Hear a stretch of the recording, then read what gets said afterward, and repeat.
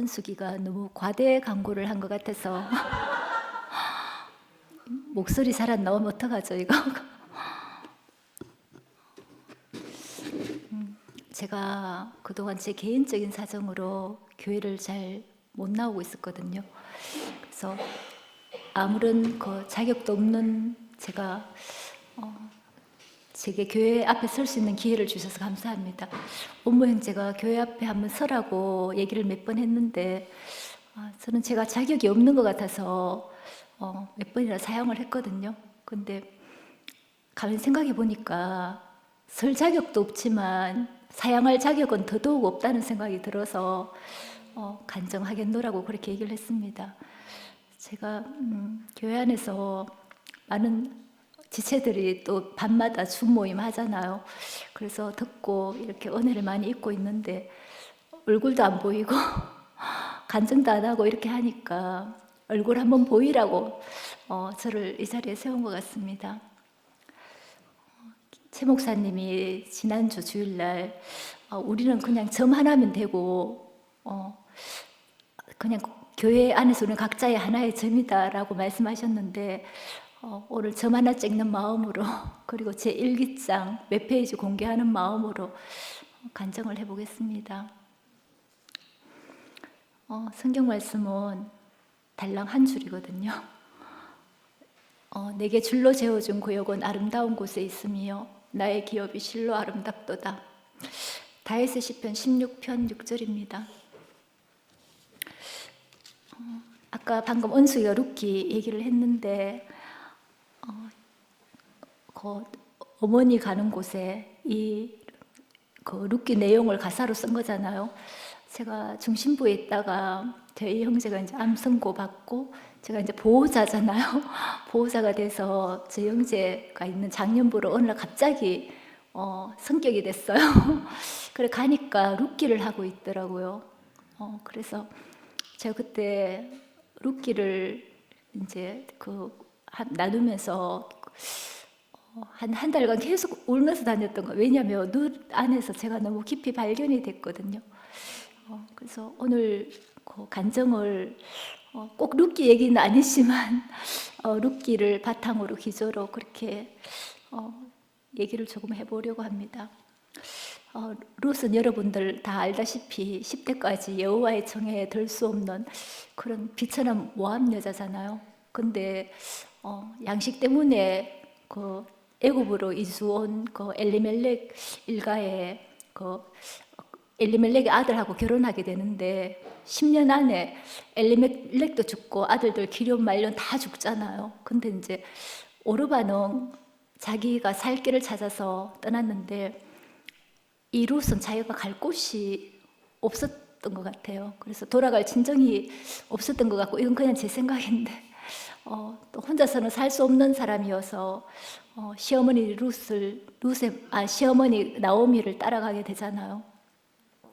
사실 시어머니를 따라간다는 거는 제한 안으로 들어가는 건데 그럼에도 불구하고 룻은 아무튼 이 나오미를 따라가서 결국은 보리추수 그 현장에 이삭을 주우러 갔다가 보아스를 만나게 됩니다. 제가 어제 치통이 너무 심해서 잠을 못 잤어요.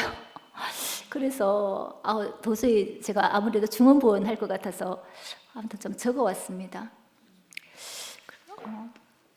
그 이스라엘에서는 그러니까 이게 남자가 없으면 아들이나 아버지나 뭐 남편이나 이런 남자가 없으면 기업을 받을 수 없다고 해요. 이 기업을 받을 수 없다는 거는 자기 힘이나 가능성이 다 잘린 자리잖아요. 근데 그 자리에서 룻과 나오미는 그 나오미의 그 고향으로 돌아가서 결국은 아까 은숙이 간증한 것처럼 결국은 그 아들 보아스와의 사이에서 오벳을 낳고 오벳은 또 이셋을 낳고 이셋은 또 다윗을 낳아서 결국 이스라엘 그 예수의 계보를 잇는 그런 여자가 되잖아요. 저는 이 대목이 너무나 제 얘기하고 똑같아서 정말 저는 비천한 이방 여자 같았고 갈 곳이 없는 사람이었고 돌아갈 진정이 없는 사람인데 어떻게 하나님이 이런 저를 이 그리스도 계보 안으로 들게 하셨는지 이 룻이 저의 이야기로 생각되어서 제가 룻하고 어떻게 연결이 되는지 조금 제 얘기를 조금 해보겠습니다. 저는 저희 그 친정 아버지가 너무너무 성격이 뭐랄까 별명이 불칼이었거든요. 그래서 너무나 엄격하고 냉철하고 저는 자라면서 아버지가 제 이름을 불러준 기억이 잘 없어요. 왜냐하면 아버지가 원했던 아이가 아니거든요. 그래서 저는 늘 그 아버지의 등을 보고 살았던 것 같아요. 그래서 그 아버지를 생각하면 항상 제 마음에 그 애정, 사랑과 정호, 제가 정자 아래 어자가 발음 안 난다고 어머니가 늘 지적하던데 그 어떤 사랑과 정호 같은 그 마음이 제 안에 있었고 그 애정의 기나 어떤 갈증 같은 게 제 안에 있었거든요. 그래서 제가 사춘기 때 생각해 보면 사춘기 때 왜 여고생들이 그 선생님들을 짝사랑하잖아요.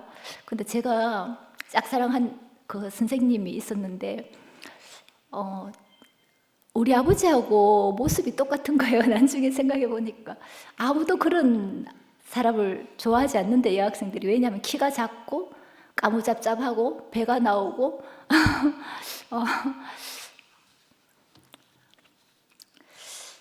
아무튼 저희 형제가 저를 한 2년 가까이 이렇게 따라다녔거든요. 근데 저는 저희 형제한테 전혀 관심이 없었어요. 왜냐하면 그냥 봐도 저하고 너무 다른 것 같아서. 그런데 이제 저희 형부가 이제 계속 이제 저희 형제가 저희 형부한테 한 번만 만나게 해달라고 자꾸 부탁한다면서 귀찮아 죽겠다면서 한 번만 좀 만나주라는 거예요. 그래서 이제 어느 날 그래 한 번이야 못 만나겠나 해서 제가 카페로 갔는데 관심이 없잖아요 일단. 그래서 고개를 숙이고 있는데 탁자 아래로 보이는 형제가 신은 신발이 저희 아버지가 현관 앞에 벗어놓은 그 신발하고 너무 똑같은 신발을 신고 있는 거예요. 그래서 저도 모르게 얼굴을 들고 저희 형제를 바라봤는데 처음으로 저희 형제 얼굴을 똑바로 봤던 것 같아요. 근데 다부진 체격에 작은 키에 까무잡잡한 얼굴에 저희 아버지가 막 오버랩이 됐어요. 그리고 나서는 그 다음부터 이상하게 거절이 잘 안 되는 거예요. 그래서 주위에서 그렇게 싫다던 게 왜 갑자기 좋다가 됐는지 이해를 못 하겠다 뭐 이런 얘기 들으면서 결혼을 하게 되는데 결국 결혼 생활의 어떤 기간 동안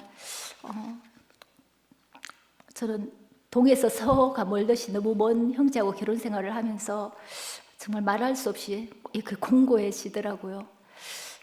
그래서 이제 저는 장로교를 그 당시에 다니고 있었는데 어느 날부턴가 저 너무 공고하니까 다른 기도 말이 다 끝나고 새벽 기도 가거나 저 그때 철학기도도 다녔거든요. 기도를 하면서 하나님 저에게 제가 왜 그럼에도 불구하고 살아야 하는지 왜 저는 돌아갈 친정이 있는 것도 아니고 어떻게 할 수가 없는데 그러니까 제가 왜 존재해야 되는지 왜 살아야 하는지 그 존재의 이유를 가르쳐줄 한 사람을 제게 만나게 해주세요. 제가 새벽 기도 가서 비몽사몽간에 그런 기도를 했었거든요. 그리고 그 뒤에 한성 오빠를 통해서 대구교회를 만나게 됐습니다. 제가 대구교회를 만났는데 이 교회를 만난 게 저는 누가 뭐래도 저한테는 아버지를 만난 것이었고 영원한 아버지 마음을 만난 것이었습니다. 저 한 5년 전쯤에 사실은 저희 형제가 한 15년 전부터 계속 이제 왜냐하면 술이나 이런 것에 이렇게 너무 젖어 있었기 때문에 한 15년 전부터 계속 사건 사고가 일어나는 거예요. 그러다가 5년 전에는 이제 암 선고를 받았잖아요. 근데 이제 교회와 하나님의 은혜로 무사히 잘 견뎌왔는데 얼마 전부터 너무 사람이 쇠잔해 가는 거예요. 너무 쇠하게 가는 거예요. 그래서 이제 제가 가끔 새벽에 깨서 이제 잠이 깨서 화장실에 가다 보면 옆방에서 인기척이 들리는 거예요. 형제 기침 소리도 들리고. 근데 이제 그럴 때마다 제가 참 안심이 되는 거예요. 옆방에 살아 숨쉬는 사람이 있구나. 우리 형제가 살아 있구나. 나하고 오늘 같이 숨을 쉬고 있구나. 이런 생각을 하면 제가 그런 생각이 들더라고요. 오늘이 내일은 내가 오지 않아 알 수 없고 오늘 그냥 형제와 내가 한 집에서 이렇게 살아 숨쉬는 오늘이 나의 남은 날 중에 가장 좋은 날이구나. 저는 그런 생각을 가끔 하곤 하거든요. 제가 이제 퇴근해서 집에 오면 한 7시 반쯤 되는데 저는 이제 말씀 틀어놓고 들어오면 말씀 틀어놓고 저는 뭐 집안일 하고 현재 식사 챙기고 설거지하고 이제 집안일을 하는데 저희 형제의 일과는 식사 시간 외에는 거의 이제 TV 틀어놓고 듣는 건지 자는 건지 눈을 그냥 감고 그렇게 지내더라고요. 여전히 예전처럼 사실 뭐 대화로는 소통이 크게 잘 안 돼요. 저희 형제는 또 말이 없거든요, 집에 있으면. 그런데 형제 화장실도 가고 이렇게 이제 물 마시러도 나오고 이렇게 하는데 그렇게 제 앞에서 왔다 갔다 하는 형제의 뒷모습을 보면 또 형제 앞모습을 보면 형제는 전 존재로 자신의 온몸으로 나는 인생입니다. 나는 피조물입니다. 이걸 저한테 보여주거든요. 근데 그 자리에서 이상하게 소통이 일어나더라고요. 저는 세상이 알지 못하는 소통을 형제와 하고 있거든요. 제 형제도 그 자리에서 저와 소통하는지는 잘 모르겠는데 제 마음이 그렇거든요.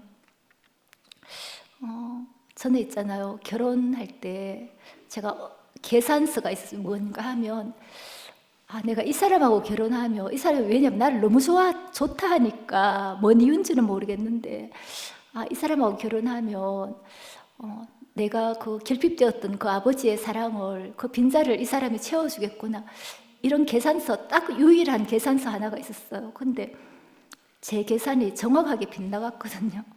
정확하게 빗나갔는데 결국은 그 결혼을 통해서 하나님이 당신 안으로 저를 이끌겠다는 그 하나님의 계산서는 지금 생각하면 너무나 정확하게 들어맞은 것 같습니다. 같이 살다 보면 어뢰 마음에 부대끼는 일들이 생기잖아요. 그럼 제가 혼자서 이제 속상하니까 하루 종일 뭐 일하고 와서 몸은 피곤한데 괜히 속상한 거예요. 그래서 혼자 궁시렁궁시렁 하면서 아이 속상해 뭐 이러는데 근데 잠시 뒤에 바로 드는 생각이 그냥 이 시간들이 이렇게 힘들고 아픈 시간들조차도 어느 날인가 다 그리움이 되겠구나. 제가 곧 이런 생각이 들거든요. 그런 생각이 들면 일시에 모든 생각이 다 사라져요. 저를 정말 깨끗하게 하거든요. 인생은 정말 제한된 시간을 살고 있다는 것, 그것이 우리를 얼마나 정결하게 하고 지혜롭게 하는지 모르겠습니다. 오늘밖에 없다는 것은 절대적인 제한이지만 하나님의 깊은 지혜가 여기에 담겨 있다는 생각을 저는 자주 하게 됩니다.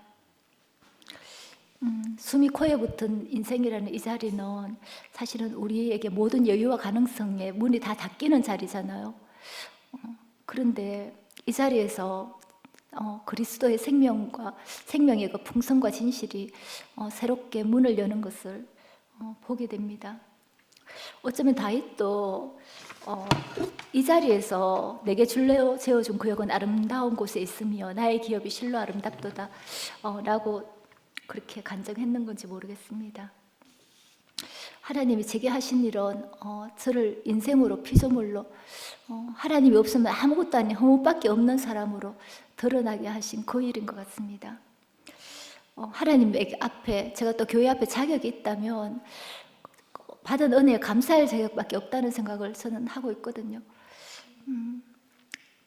아무것도 아닌 저를 아무것도 할 수 없는 저를 찾아오셔서 당신의 생명을 부어주신 은혜, 정말 그 은혜에 감사할 자격밖에 없다는 게 시간이 갈수록 저는 더 깊이 알아집니다.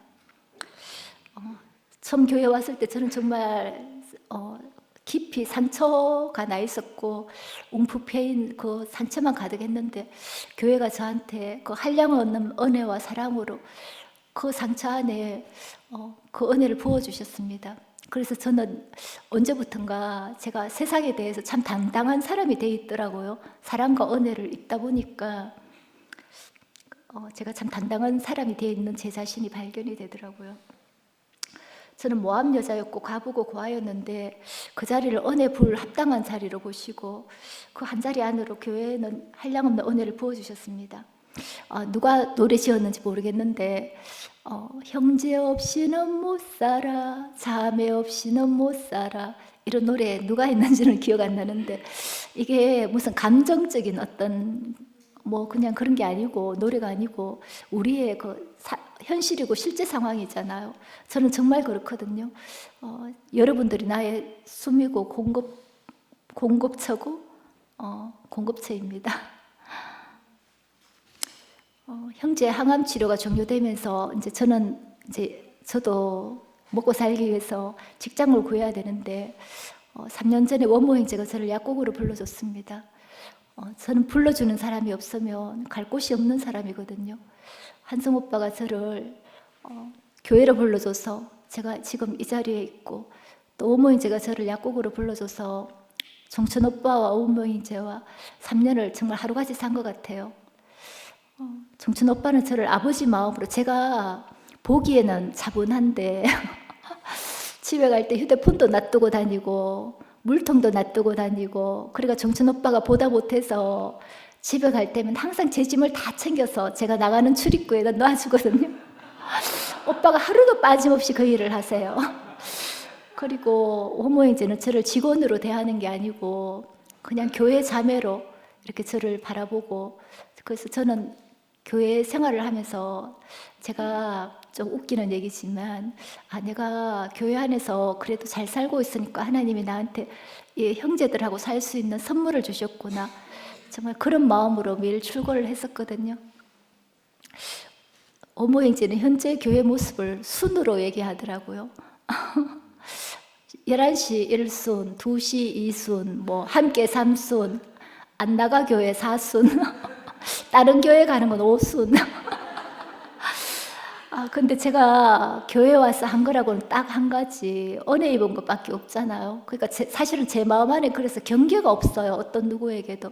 그래서 저는 원모 형제가 그냥 순으로 교회를 표현하는 것이 참 저는 평안하고 안식이 되더라고요. 근데 이제 어느 날인가 이렇게 나눠진 우리 순들이 하나님 안에서, 형태와 모양은 모르겠어, 그대로 나눠줘도 괜찮을 것 같아요. 이것도 하나의 확산이니까. 그런데 하나님이 어떻게 우리를 다시 한 생명 안에서 발견돼서 함께 손잡고 춤추게 하실지 저는 참 기대가 되고 소망이 되고 간절히 기도하는 마음이 제 안에 있습니다. 저는 야곱 얘기 중에 참 은혜를 특별히 받는 대목이 있는데, 야곱은 이제 하나님의 집인 베델로 올라가는 길에 이방 신상과 귀고리를 세겜 근처 상수리 나무 아래 묶고 가잖아요. 그리고 또 자신을 엄마 대신에, 어머니 대신에 따라다녔던 더보라를 또 베델 근처 상수리 나무 아래 묶게 되잖아요. 그리고 거기 머무는 게 아니라 하나님이 다시 그를 야곱을 헤브론으로, 하나님과의 교통 안으로 이끄시는데, 그때 어쩌면 야곱의 모든 것이 모든 것이고 야곱의 분신 같은 그 라헬을 에브라길에 또 묻게 되잖아요.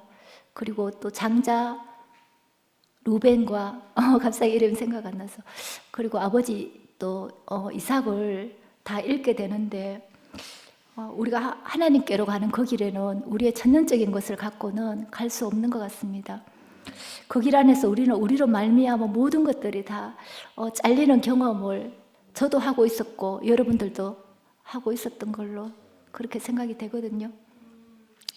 제가 우리 형제가 아프면서 넓은 평수의 아파트 살다가 한 절반 정도 평수로 이사를 왔어요. 3년 전에. 그때 제가 참 슬펐어요. 왜냐하면 제가 애지중지하던 물건들을 다 팔아야 됐거든요. 당근에다가 맨날 그거 내다 파느라고.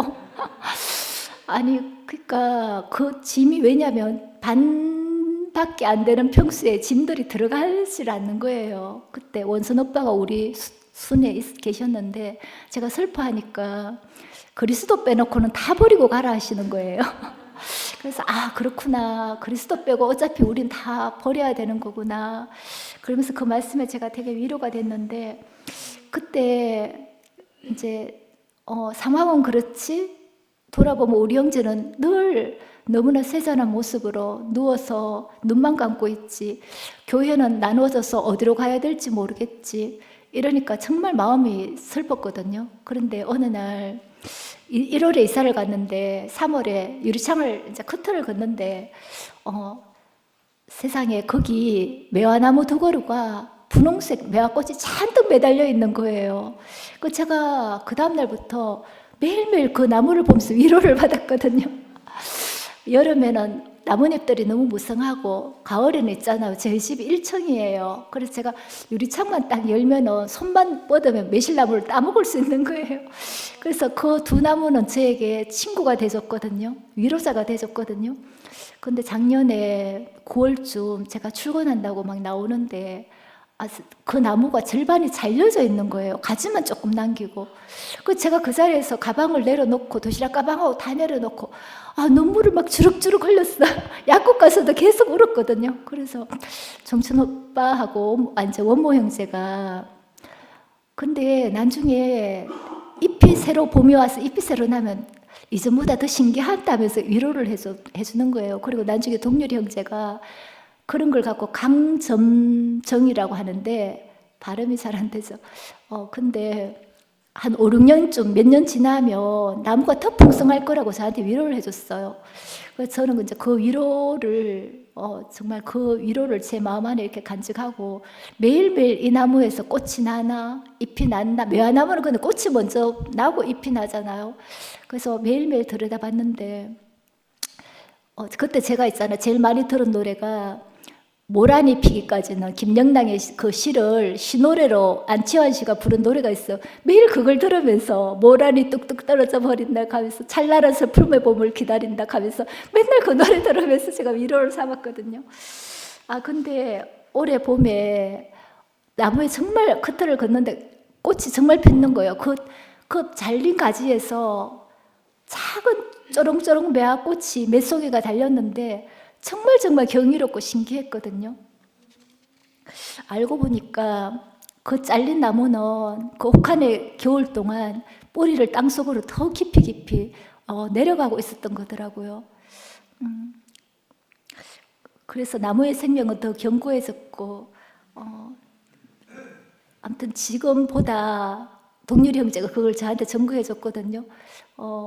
시간이 갈수록 이전보다 더 창대하게 그렇게 더 아름답게 자라갈 것이 저는 참 소망이 됩니다. 나무는 한 게 없어요, 사실. 하고 싶어도 할 수가 없는 거예요. 그냥 주어진 자리에 못 박혀서 정말 기다릴 수밖에 없었는데, 기다림을 지불할 수밖에 없었는데, 은혜의 봄이 오니까 그 속에 숨겨져 있던 생명이 고스란히 다 발현이 됐거든요.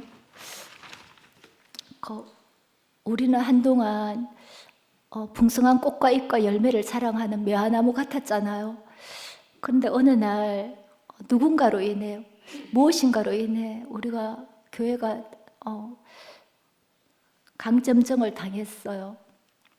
근데 우리가 어쩔 수 없이 당했던 강점정은 지금 와서 생각해 보니까 우리를 그리스도 생명 안으로 더 깊이 뿌리 내리게 했고 우리는 몰랐지만 우리는 어쩔 수 없어서 그 시간을 그냥 지날 수밖에 없었지만 우리 안에 그리스도 생명을 더 깊이 새기게 했던 게 분명합니다. 어쩔 수 없이 기다림을 지불해야 했던 우리에게 드디어 은혜의 봄이 왔고 지체들 안에서 저는 여기저기서 아름답게 꽃들이 개화하는 걸 보고 있거든요. 그리고 곧 잎들이 더 무성해져서 아름다운 열매를 보고 우리가 다 함께 찬양할 그날이 저는 너무 소망이 됩니다.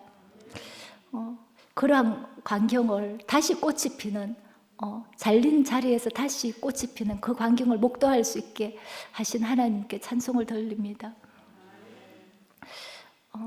제가요 예전에 인쇄소를 했거든요. 근데 이제 거기 대학교 앞이니까 학생들이 신학기 되면 도장 파지 않냐고 막 너무 많이 묻는 거예요. 그래서 저희 형제가 시내 나가서 컴퓨터로 조각하는 도장 기계를 어느 날 사왔더라고요. 그래서 이제 제가 컴퓨터에다가 홍길동 이렇게 이름을 이제 심어 놓으면 이 기계가 그때부터 지릭지릭 돌아가면서 홍길동을 새기는데 이게 재료가 비싼 재료는 몸통에 이제 그거는 인감 도장 재료인 거예요. 그러니까 몸통이 이제 뭐 용도 새겨져 있고 사슴도 새겨져 있어 울퉁불퉁해요. 그래서 걔는 고정시키기가 정말 어렵거든요. 그래서 억지로 고정을 이렇게 해놓으면 막 이게 거세게, 그러니까 재료가 단단하니까 기계가 더 거세게 돌아가요. 그러면 얘가 흔들흔들 하다가 그만 이렇게 딱 빗나가면 뭐 홍길 똥 이상하게 되는 거예요. 그래서 저는 얘를 다시 풀어서 팻바에 갈아서 면을 평평하게 해야 돼요. 왜냐하면 저는 목적이 있거든요. 이걸 어떻게 하든지 홍길동을 새겨서 돈을 받아내야 되는 거예요, 손님한테. 저는 그 목적이 있기 때문에 이거를 멈출 수가 없는 거예요. 근데 또 어떤 손님은 비싼 재료만 원하는 게 아니라 그냥 나 돈도 없는데 3,000원짜리 목도장에 그냥 새겨달라고. 근데 인감도장 이거 해도 되죠? 그래요.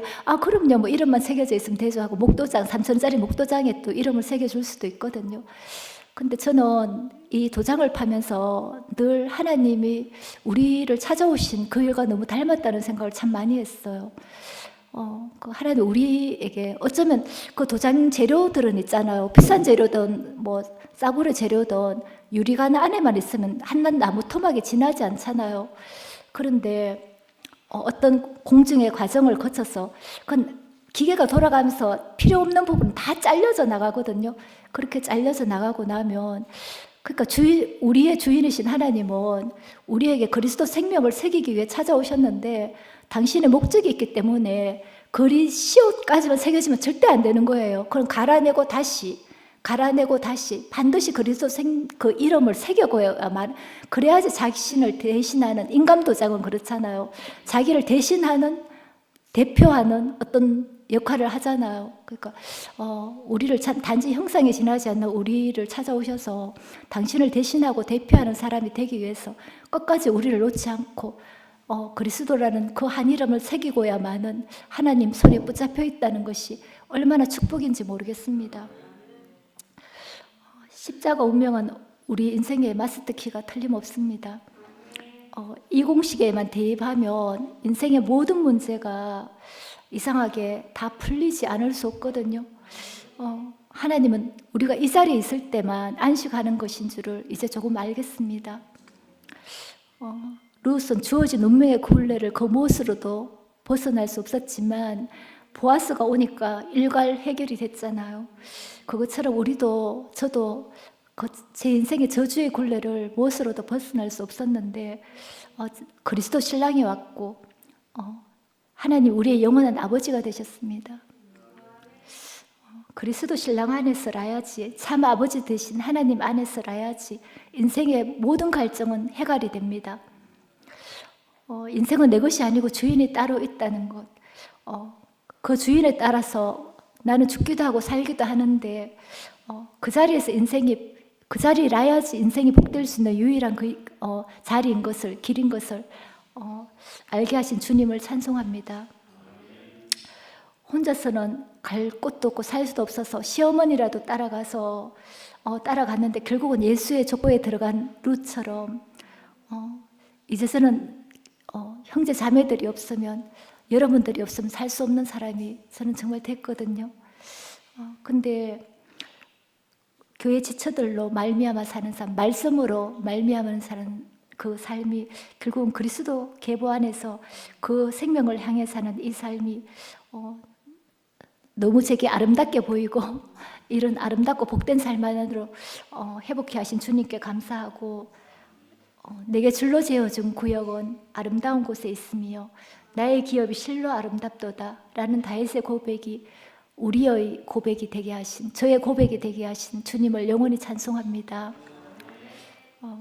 오늘 제가 여기 오는데 병기 형제가 제가 있잖아요. 늘 칠곡에 떨어진 변방에 사니까 주위에 교회 식구 한 사람도 없었는데 세상에 병기 형제가 알고 보니까 저희 아파트 바로 옆동에 사시는 거예요. 그래서 병기 형제가 저를 차 태워주고 어제 잠을 못 자 속이 안 좋다 하니까 죽도 사주고 아무튼 병기 형제한테 너무너무 감사하고 또 요즘 제가 금선 언니 사랑을 정말 많이 받고 있거든요. 제가 사실 생명의 관계로 얽혀있는 사람이 뭐 한성 오빠부터 시작해서 다 이렇게 위에 계시잖아요. 근데 제가 이제 여기서 어떤 새로운 관계로 얽혀져서 한 사람 한 사람을 새로이 알아가는데 금순 언니가 저를 정말 엄마 같은 마음으로 이렇게 도우시고 채우시고, 그런 언니에게도 너무 감사하고, 또 여기 보이는 혜경이도 너무 감사하고, 명주도 감사하고, 강태 형제도 감사하고, 순택 오빠도 감사하고 영화 형제도 감사하고, 경숙이도 감사하고, 아무튼 영수 오빠도 감사하고, 다 감사합니다. 상도 오빠 감사합니다. 상건 오빠 감사합니다. 주님을 찬양합니다.